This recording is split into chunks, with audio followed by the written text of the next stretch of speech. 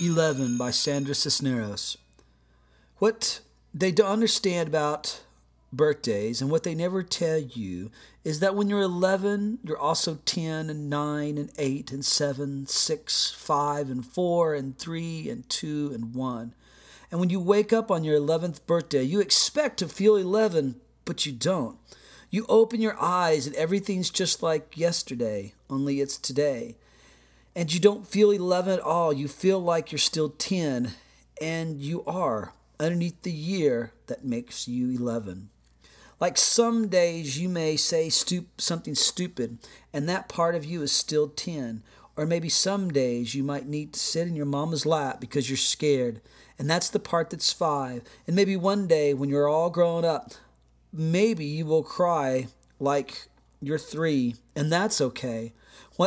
That's what I tell Mama when she's sad and needs to cry. Maybe she's feeling 3. Because the way you grow old is kind of like an onion, or the rings inside a tree trunk, or like my little wooden dolls that fit one inside the other, each year inside the next one. That's how being 11 years old is. You don't feel 11, not right away. It takes a few days, weeks even, sometimes even months before you say 11 when they ask you. And you don't feel smart 11, not until you're almost 12. That's the way it is.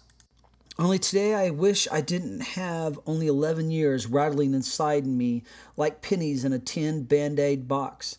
Today I wish I was 102 instead of 11, because if I were 102, I'd have known what to say when Mrs. Price put the red sweater on my desk. I would have known how to tell her it wasn't mine instead of just sitting there with that look on my face and nothing coming out of my mouth. "Whose is this?" Mrs. Price says, and she's holding the red sweater up in the air for the class to see. "Whose?" "It's been sitting in the courtroom for a month." "Not mine," said everybody. "Not me." "It has to belong to somebody," Mrs. Price keeps saying, but nobody can remember. "It's an ugly sweater with the red plastic buttons and a collar and sleeves all stretched out like you could use it for a jump rope. It's maybe 1,000 years old, and even if it belonged to me, I wouldn't say so. Maybe because I'm skinny, maybe because she doesn't like me. That stupid Sylvia Saldivar says, I think it belongs to Rachel." An ugly sweater like that, all raggedy and old. But Mrs. Price believes her. Mrs. Price takes the sweater, puts it right on my desk, but when I open my mouth, nothing comes out. "You're not mine," I finally say in a little voice. That was maybe me when I was 4. "Of course it's yours," Mrs. Price says. "I remember you wearing it once." Because she's older and the teacher, she's right and I'm not. "Not mine, not mine, not mine." But Mrs. Price is already turning to page 32 and math problem number 4. I don't know why, but all of a sudden I'm feeling sick. Like part of me that's 3 wants to come out of my eyes, only I squeeze them shut and I bite down on my teeth real hard and try to remember, today I'm 11. 11! Mama is making a cake for me tonight, and when Papa comes home, everybody will sing happy birthday to you. But when the sick feeling goes away and I open my eyes, the red sweater's still sitting there like a big red mountain. I move the red sweater to the corner of my desk with the ruler. I move my pencil and books and the eraser as far from it as possible. I even move my chair a little to the right. Not mine, not mine, not mine.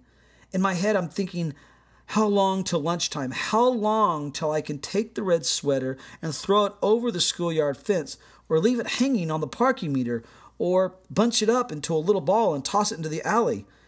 Except when math period ends, Mrs. Price says loud in front of everybody, "Now, Rachel, that's enough," because she sees I've shoved the red sweater to the tippy-top corner of my desk, and it's hanging all over the edge like a waterfall, and I don't care. "Rachel," Mrs. Price says. She says it like she's getting mad. "You put that sweater on right now, and no more nonsense." But it's not now, Mrs. Price says. This is when I wish I was an 11, because all the years inside me, 10, 9, 8, 7, 6, 5, 4, 3, 2, and 1, are all pushing at the back of my eyes when I put one arm through the sleeve that smells like cottage cheese, and then the other arm through the other, and stand there with my arms apart as if the sweater hurts me, and it does, all itchy and full of germs that aren't even mine. That's when everything I've been holding in since this morning, since Mrs. Price put that sweater on my desk, finally lets go. And all of a sudden I'm crying in front of everybody. I wish I was invisible, but I'm not. I'm 11. It's my birthday today, and I'm crying like I'm 3 in front of everybody. I put my head down on the desk and bury my face in my stupid clown sweater.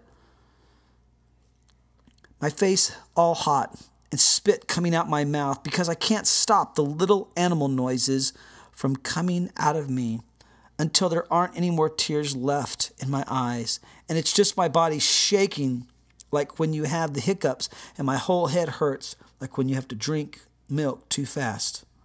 But the worst part of it is right before the bell rings for lunch, that stupid Phyllis Lopez, who's even dumber than Sylvia Saldivar, says she remembers the red sweater is hers.